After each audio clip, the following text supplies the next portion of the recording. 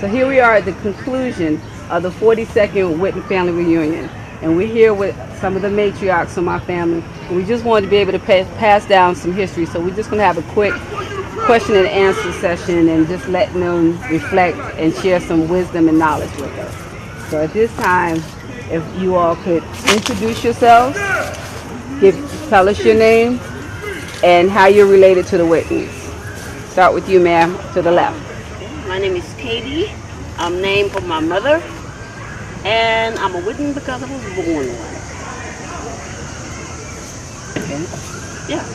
Hi, I'm Grace. Named for my aunt, Grace, my dad's sister. I was also born a Witten, and I was my dad's favorite child. No, sorry. We're going to continue with the introductions. Hi, my name is Evelyn Witten.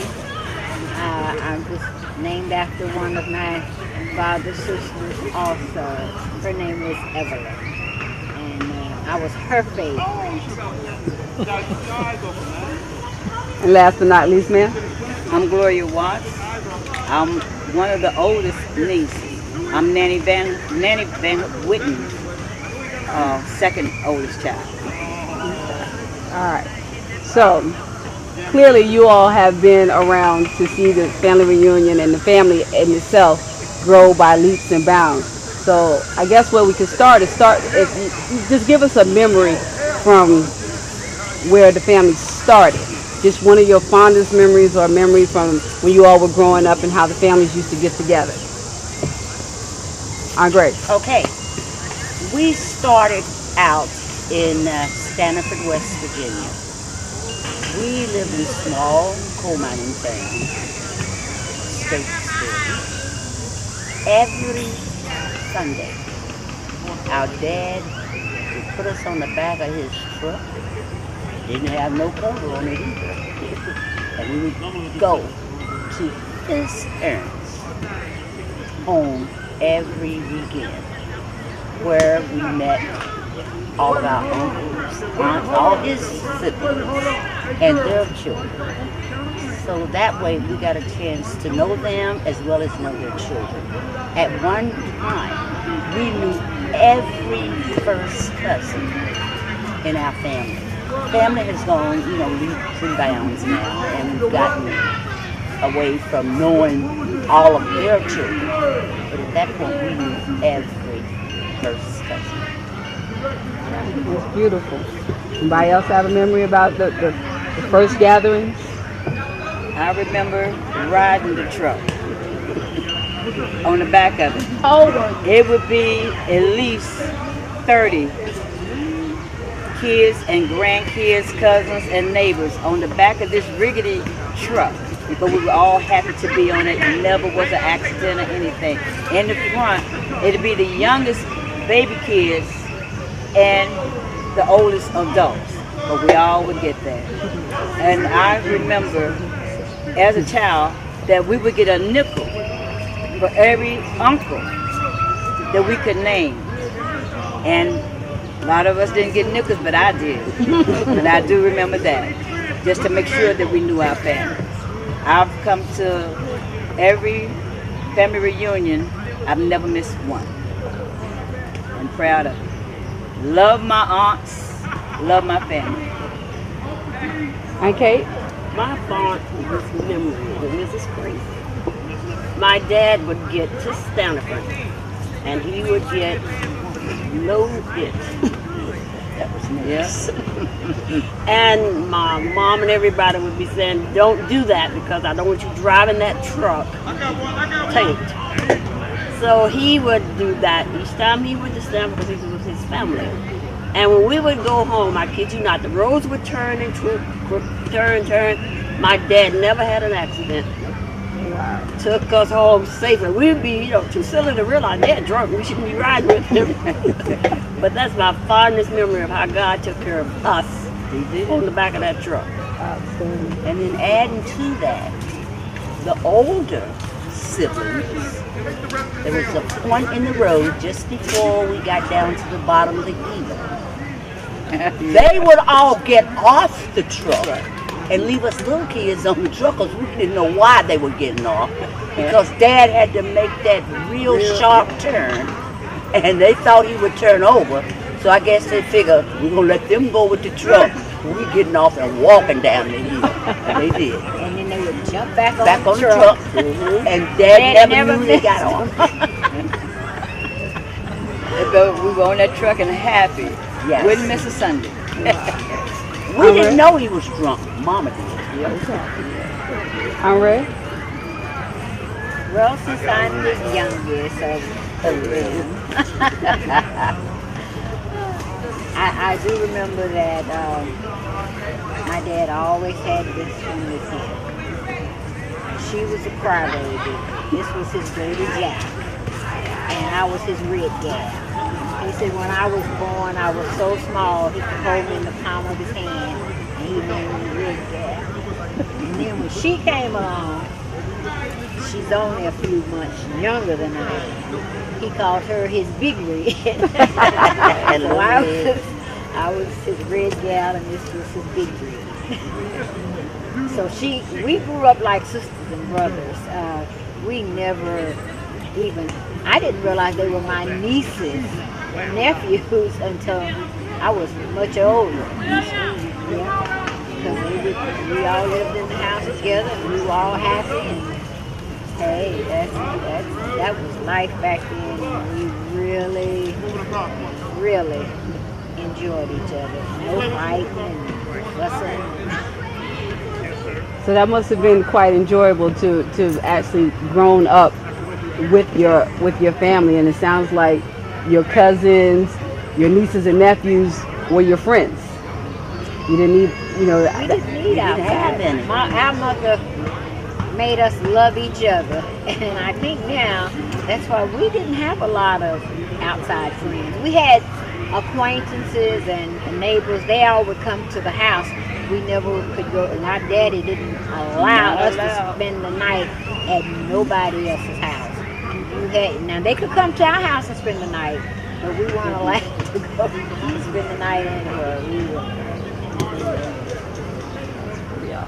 So there's so many fond memories. We could sit here forever and hours and talk about living in a coal mining town where we had to go and take coal off the back of the train cars that were parked in front of our house.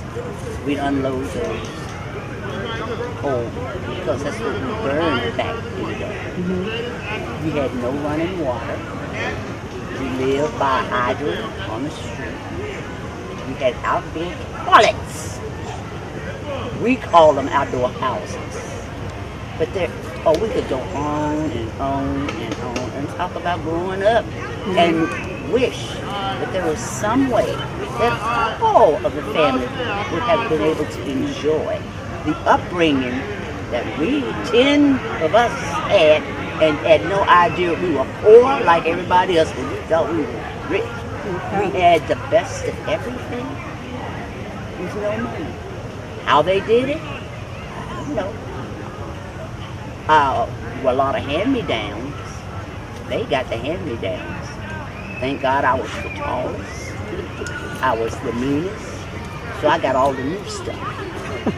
Nobody could wear my clothes. They couldn't wear my shoes. Plus, I used to be a bad girl. There have been times that my older sibling would take the heat for the little dirt that I was doing because she knew that I would get killed and Mama would spare her because that was Mama's favorite.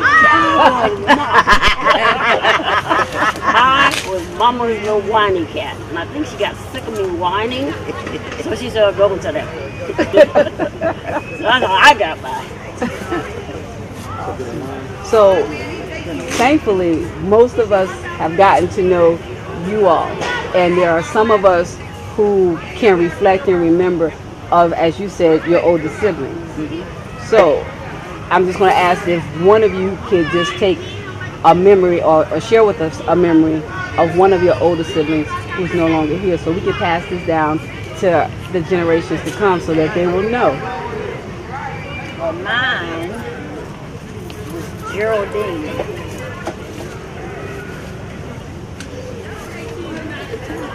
It's okay.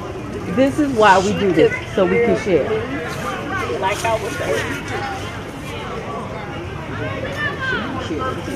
And she would keep my hair braided and just keep me cute that I thought I was at that time. And when she got married, I was 7 years old, I believe. 7. No, I was 6. I was 6 years old. And we had to cross the railroad track and a creek to get from Stokesville over to McAlpin.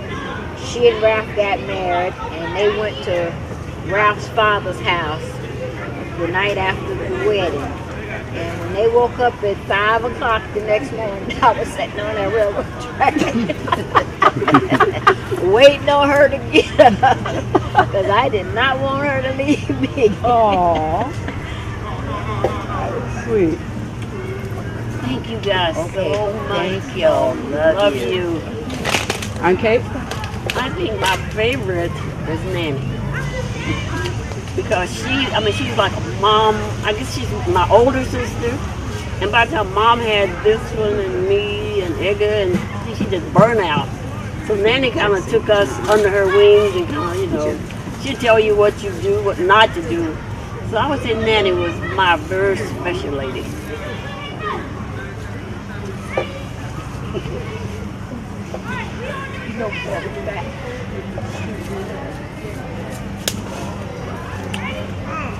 She brought me to New York. Was 15 years old. Put me under her wing. I worked in the same household as she did. Really got married in the Sunday. She gave me a watch. And once my husband decided to move to Ohio, following her husband, who was married,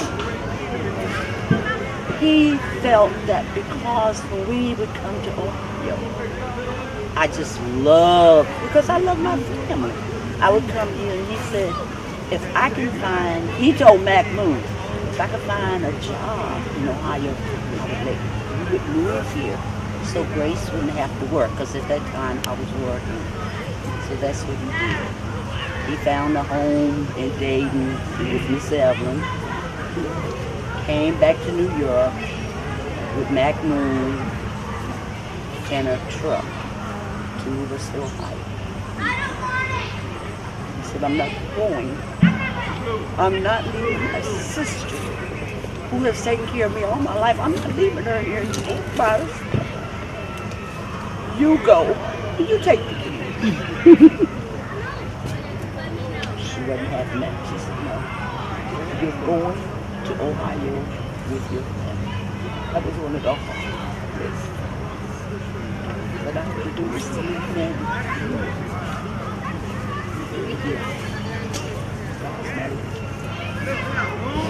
And also, our dad died. I was 9 years old.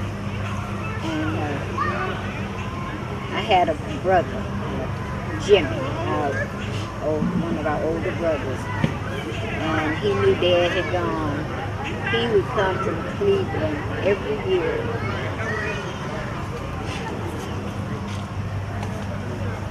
Take me to Cleveland. Bought all my school clothes. Mama never had to buy anything.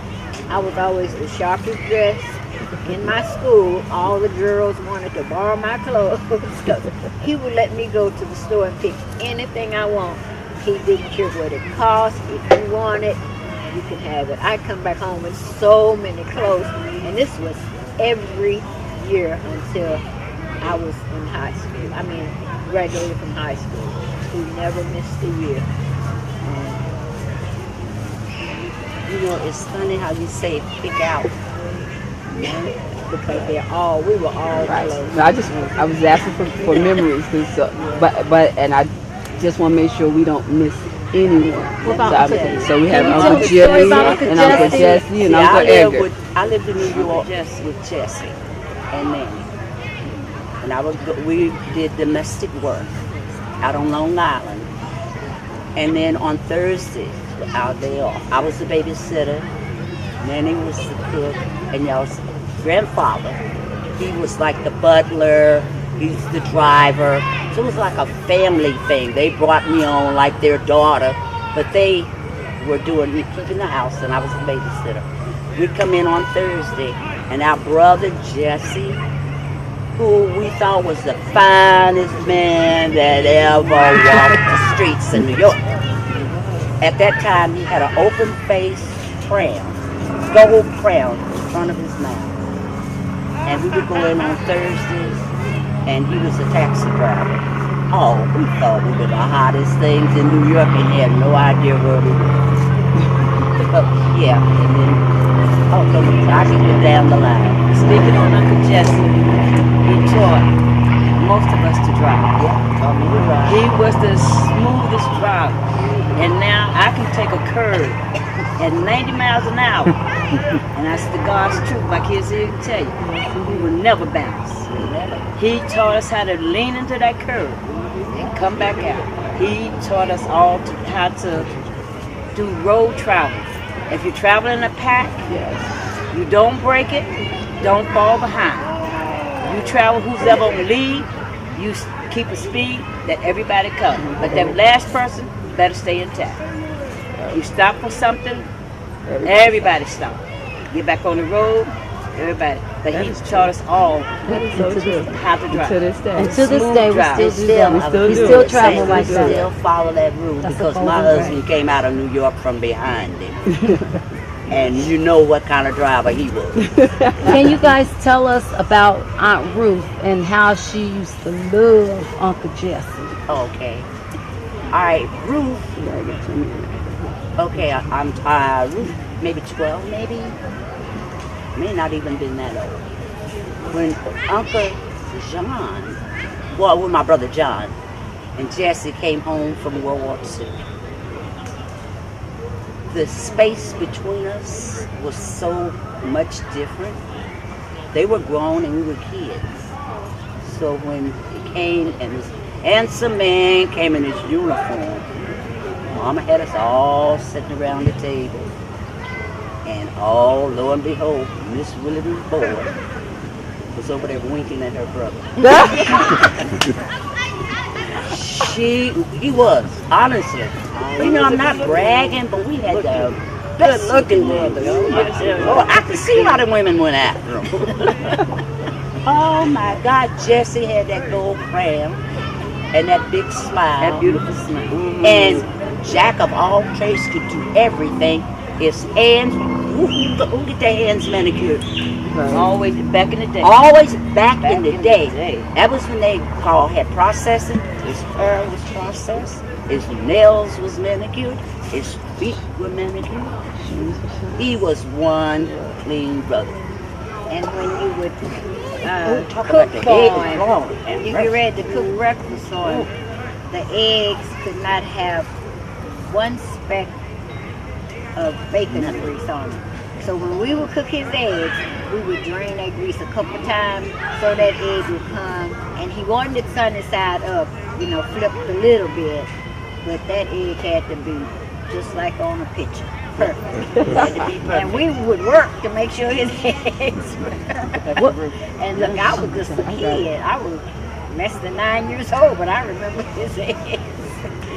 Now, Grace, you said a little something about Uncle John. Tell us something about Uncle John. Okay. When I graduated high school, I was 15 years old. I wanted to go in the military. My mother wouldn't sign because my brother John, my brother Jesse, and my brother Jimmy said no sister of theirs would go into the military because they are not going to, whatever they did back in the day, mess with women. You're not going to mess up with my sister, so my mother wouldn't sign for me to go.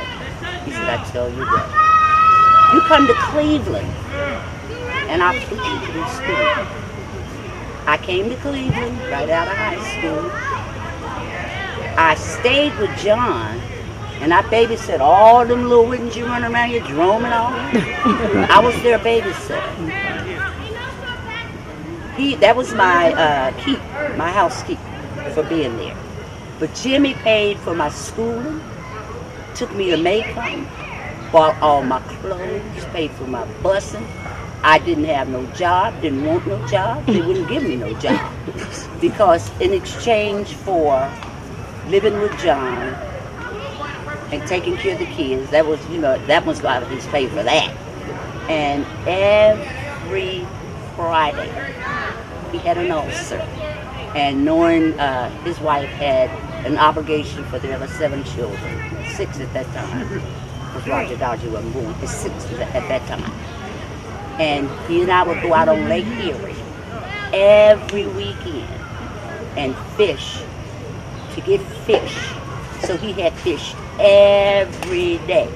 So every day, I baked his fish, made his mashed potatoes, and healed his ulcer.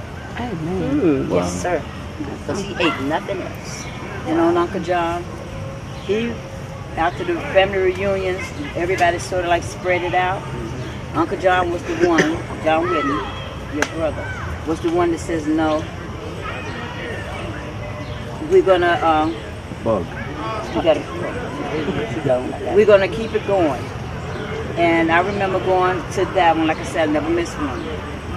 It was everything prepared for the kids and whatever, but an ice cream truck passed. And the kids all ran in to get ice cream. It was homemade ice cream, everything and whatever. But they wanted ice cream off of this truck. Uncle John gave the oldest one of them, gave him $50, said, buy the kids ice cream. Out of all that stuff was in that house, he loved his family and he loved anybody. Anybody that came there, you were well treated. You were well treated. And like I said, I remember that one very clearly. And the way this is the 42nd reunion, we kind of started in Dayton. John and his family and everybody would come to Dayton because Mama was living with me at the time. And I had gotten sick. I'd had a new baby and Carla. So that's how we know Carla's 42 because she was a few months old when we first started all the families. And at that time, there was no such thing as a hotel. Each family housed the family. I had Jerome and Dot up until Linda took them. And so everybody, Grace would have a family at her house, and Ruth and Kate, we all took in a family. And nobody, we fish fried in the backyards. We would go to Eastwood Lake Park and have our little sun together. And then even during the time when it wasn't reunion time, every Sunday after church, we gathered up. Whatever you would cook for Sunday dinner, we carried it to Eastwood Park, and that's how our kids were so close to each other, cousins here in Dayton, because every Sunday we gathered up, we did whatever we cooked on Saturday or Sunday for dinner, then we carried it to the park and we all ate together.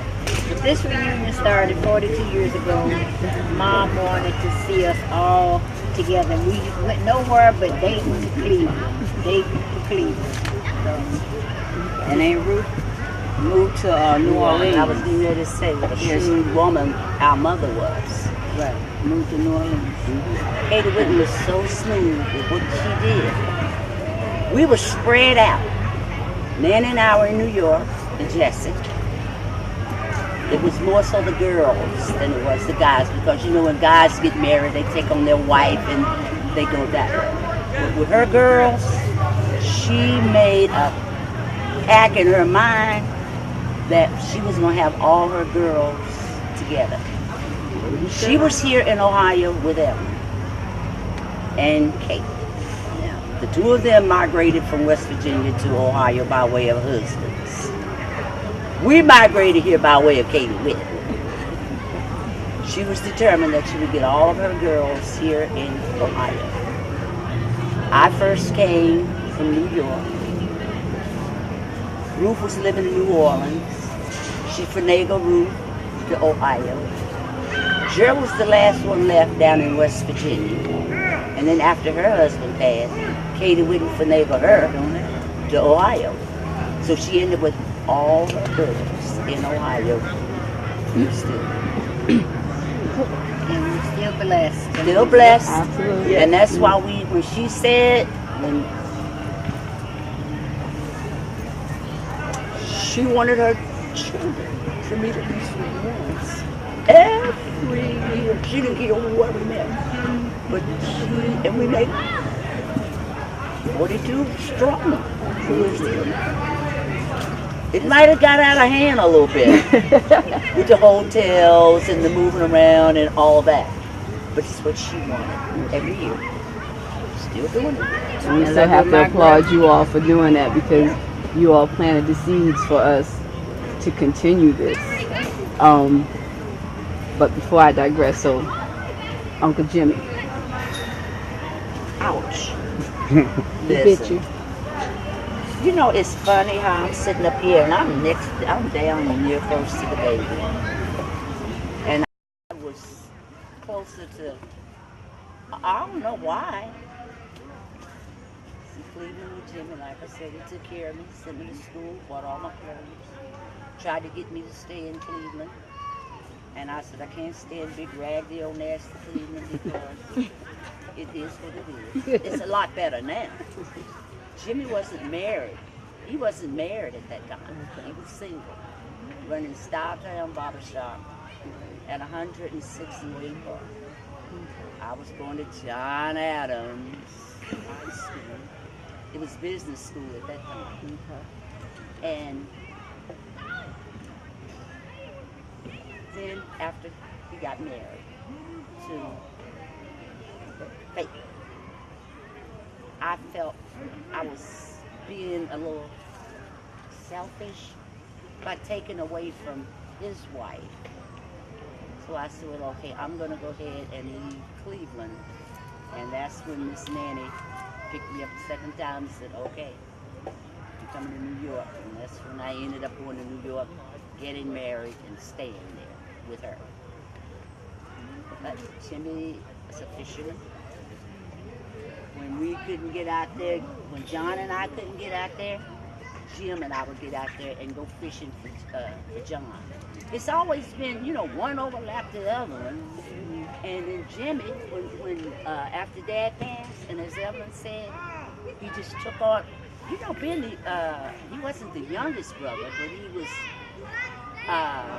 was younger than the older two, let's put it that way. He said, okay, there was no money, because my mother never worked. She wasn't entitled to Social Security after this one turned 16. Then was 18. So he said, okay, you're not going on welfare. You're not going to give up this house. The big white house when you came with the church. He said, you're not going to give up the house. So he took care of making sure that Mom had what she needed. And in 1959, if I'm not mistaken, there was a baby born in every city in the United States almost. Mama traveled from city to city.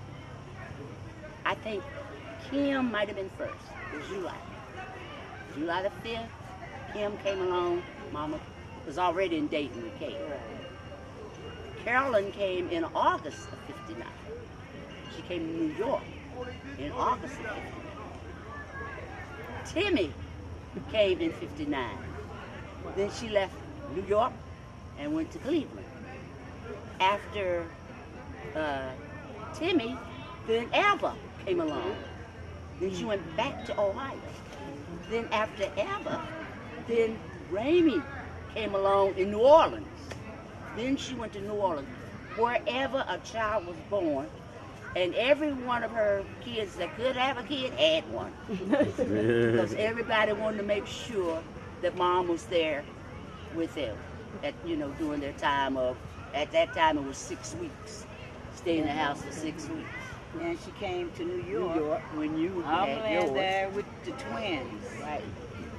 in the room, and the front door open. We had a small house, front door open, and I'm looking. Is that my grandmother? Sure enough, that was my grandmother. She said, "I know you can't handle these 2 babies by yourself." And there she was. That was 71. That was 71. 71. 59 still making her she had rounds. all the babies. All the babies. still were making her along rounds. Still doing 59. her rounds. She was Wow. there. And not only in 59, then when they started coming in 60 and 61, she was still traveling around. Well, by then, she was at a point where she was able to get a little income.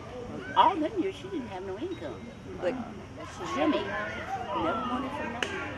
She lived with Evelyn and her son, Matt, who was supposed to be a son-in-law, became her son. When we all left West Virginia, we kind of left, even though we were small years apart. I was already up and gone because she and I didn't even go to school together. We were only 3 years apart. She was home, almost like Kate, timid, didn't know how to go out and steal coal, didn't know how to lift the wood to bring it in the house. So that's where Mac Moon came in.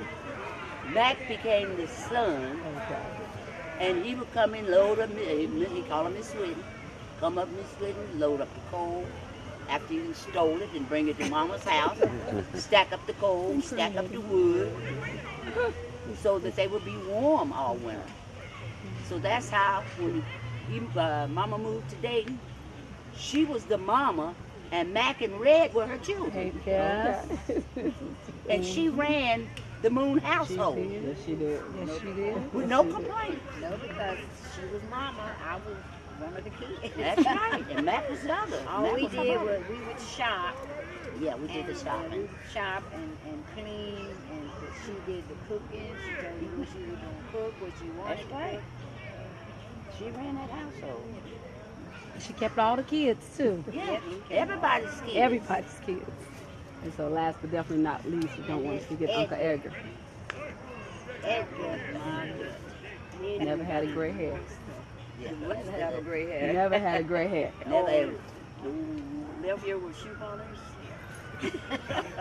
I wasn't gonna put you out there, Uncle Edgar. I was just saying. Yeah, get her. We wasn't going to tell that part. I'm gonna tell you a secret. That hair was so stiff. Oh man. Or Daryl. And Edgar was an excellent football player. The coaches begged Edgar to stay and play football. He would have had a career. He would have gotten college degree, and he just didn't want to play, but he was very good. Edgar was very special. Edgar's the only person I know that went to New Orleans. He lived with Ruth. Ruth can tell you because she was with Edgar more than we were, because I was in New York living the big life. I was a city girl.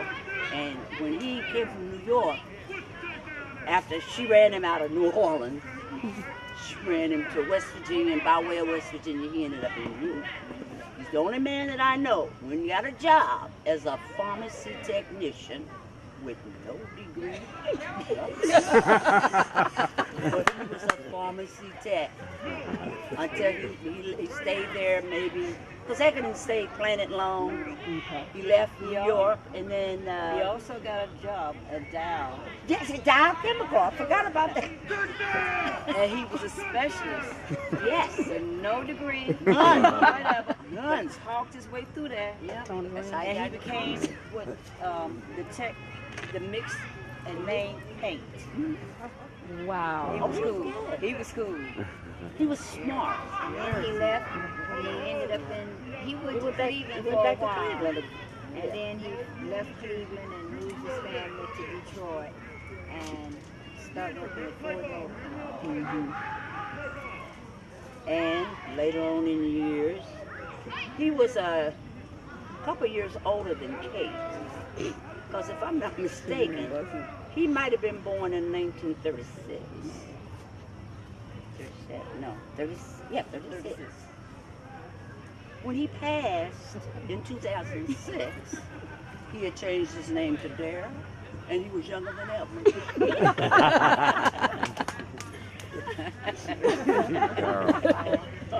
So if there's not enough time Right. to go through all of these written memories. Oh man, we could go down memory lane, and we do that sometimes.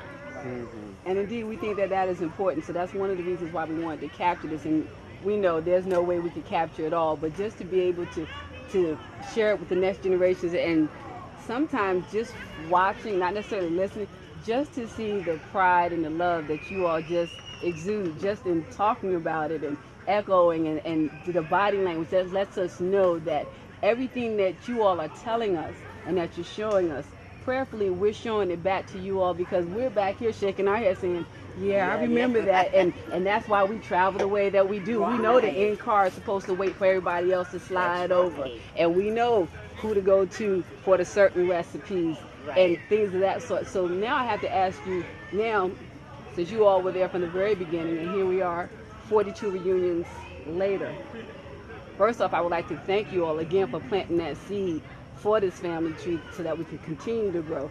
But prayerfully, we're doing you all proud and looking towards the future. What would you all like to see us continue to do? One thing I ask, They're gonna do we that. got each other's back. I kid you not. They do. They could say whatever they want, but we beat each other up. You let somebody say one word about it. Either way, you had to whoop all of us. We used to have family fights. That's right. I mean, we have been from little girls, and my brothers were older. We knew that you never, ever, ever let nobody come between you and your siblings. That is a foundation for life. Keep them as your best friends, because they'll stick with you. Other people may, come and go, but ain't nothing.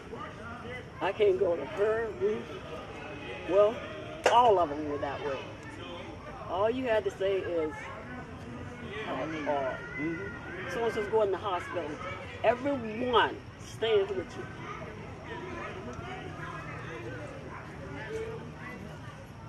When we're shaking bugs, it's not that all this finger you just- see, so, we're but- on Not the trying to tree, be that's the cute. One of the things that even when I tell other people who've never seen a family like this, and they sit there in awe and they don't necessarily believe that our family does this. So one of the things I do share with them is like, my aunts set the bar, and they set the bar that if there was something going on, and now I'm seeing how it trickled down from Grandma Katie. She made sure you all got together. And I know y'all are referred to as Katie's girls. And for those of you who don't know and that are watching this, Katie's girls, if they can't get there to be in support of whomever in that family is, you can bet your bottom dollar somebody who's closest will get a call and say, we can't make it, but somebody needs to be there to support. Got that right. And that, I do love the fact that you planted in us, and it has trickled down, that I know for a fact that there's never been an incident where there's been a Witten somewhere alone and there was not somebody that could get to them. So for that, if nothing else, if I never get the opportunity, I thank you all for putting that in us, and prayerfully we will continue to instill that on generations to come. So do you all have any final words you would like to share with us? My final word would be, you guys did a fantastic job. We set examples, but that was for our era. You guys are doing it for today. Thank you. We appreciate it from you. We're not going to have any more crime, I promise. Can't guarantee that. We're going to end everything on a good, positive Absolutely. note, because it started here 42 years ago, and the idea was Cleveland and Dayton where are we going for 43? Absolutely. Profound. 42nd was perfect, Karen. You did a wonderful job, and you and your That's the committee. job. Yes. All I say is help 43. If 43 needs help, they be able to let them know that you're there and that we're here. Absolutely. That's what we're here for. If we need to go there, you know we don't mind going. That's right. We'll be there in a heartbeat. And that should be the task for every witness. That's right. We will be there. Aunt Evelyn. No problem. Well, this has really been a good evening. I'm proud of you, Karen. You were the commissioner. And of course, sometimes we battle off and this and that and that. And that. But we appreciate you. We appreciate everything that you No tears, she said. to put everybody together. And even if I complain, I still love you, your sisters and your brother. And as you say, it's always, we've always been there for support for each other, and not just for the union. But Karen was a professional dancer, and don't care what state she went to, the company could not even believe that Karen, we got family in this city too. This state, everywhere she went, and everybody would come out and support her. And then the same thing, Robbie, he's traveling. He'd be in Denver, he's got Curtis. He's in Texas, he got Galen Kay. He's in California, he got family. And he was in New Orleans, got sick. And Lord, you know we were trying to get there, but G was right there. So God is good all the time. And we thank you all from the bottom of our heart. We love you all, and you know we'll do anything we can to support you to help. All you gotta do is let us know you need us. We can't help you if you don't let us know we need you. And last but not least, surrogate sister, surrogate aunt, representative. And she's always been there. Yes. She's there all the time. But also representative of the generations that come behind. So, parting words. She says no more crying. They haven't started.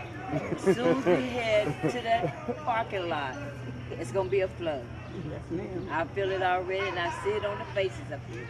It's going to be some more tears because we part in love and respect for all of them. And it will be some tears, whether they want to see them or not, because it's tears of love and joy. And I'm thankful for being here, hoping to be at the next one. Call me if I can do it for you. It's done. And thanks to whomever decided to have this impromptu meeting with the elders. Thank you so very much. Who am I thanking? That was Kenny. I just want to ask one question. Okay. That's all. May I have permission to get married? No. Yes. May you May I have permission to get married? Oh, Lord. Yes, yes. To Michelle. May I have permission to get married? Can you get me? He's asking the elders permission to get married. Oh, do you, Andre on the phone told me the other day when I told her I was getting married, she said, you haven't asked for permission yet. So now that I have 3 of the 4, and of course, may I get married? Well, since you've been with her for 9 years, with blessing. With our blessing. Thank you. You have our blessing. Thank you. I came on the end, but I was definitely happy to get a copy of it. Thank you. So could you, now, if you all could do us one more favor, just as the ending, if you could again give us your name and how you're with. We're gonna begin the way we're gonna end the way we began. I am Katie, and I'm named for my mom, which I'm very proud of. I used to Katie, but when I grew up and I really realized I was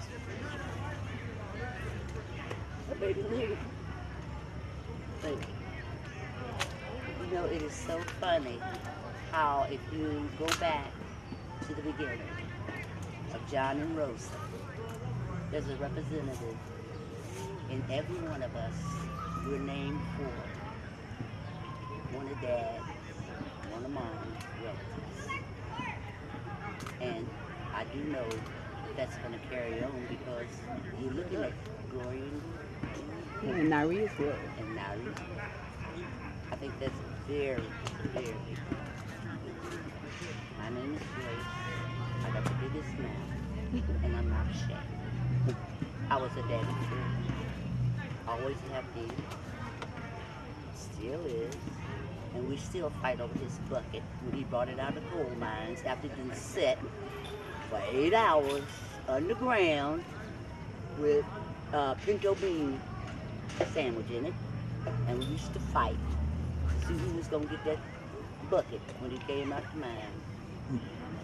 That ain't love, eating that food that they throw away now if it's set out for an hour. And it was underground for 8 hours. Yeah. My name is Evelyn Witten Moon Barnard. I was named after my aunt Evelyn, and I was her favorite child. She means her Aunt Evelyn's favorite child, not her mama's favorite child.